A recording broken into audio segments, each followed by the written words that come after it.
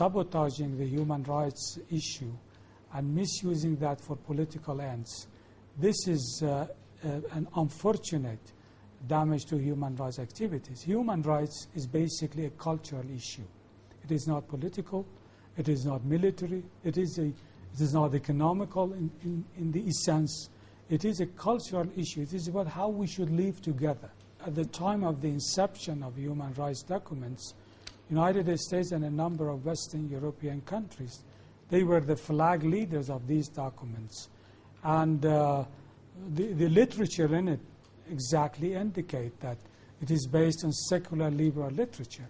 But at that time, their idea was to create a political front against this ex-Soviet Union at that time. So this was the beginning of using a human rights cover and umbrella for political ends. This using, in fact misusing, human rights mechanism and postures for political end was done even at the time of the inception of the documents of human rights by the United States. And it is continued heavily. It is a double standard.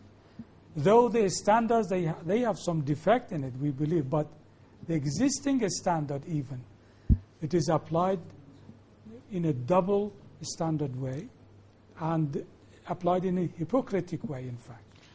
Iran is subject to enormous attack, calibrated and originated from the United States and a number of Western countries.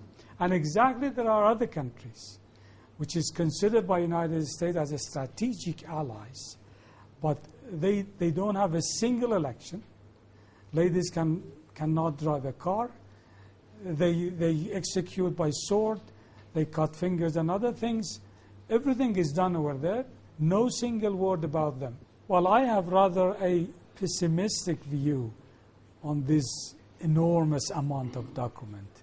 It was impossible for me to go through all of that, as you know. But my general perception and feeling is that it is designed to reduce the responsibility of and involvement, degree of involvement of American troops in the atrocities which has been committed to Iraqis inside Iraq. Because it generally tells the person who looks to the documents that it was the Iraqi people, Iraqi soldiers, Iraqi intelligence people who were torturing other Iraqis.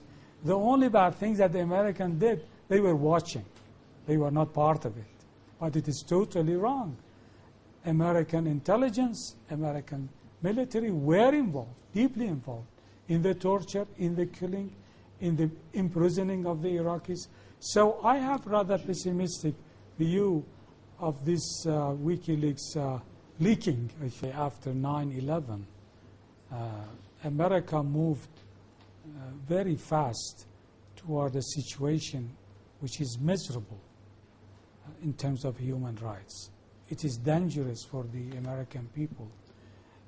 It is very degrading for a democracy which once it was the symbol of liberalism and secular democracy. For example, detention of people without any judicial order, with minimum suspicion by the intelligence, any American citizen could get into prison for opening the time. Using, they call it non-conventional method of interrogation, which is a dirty name, which is an ugly name for torturing.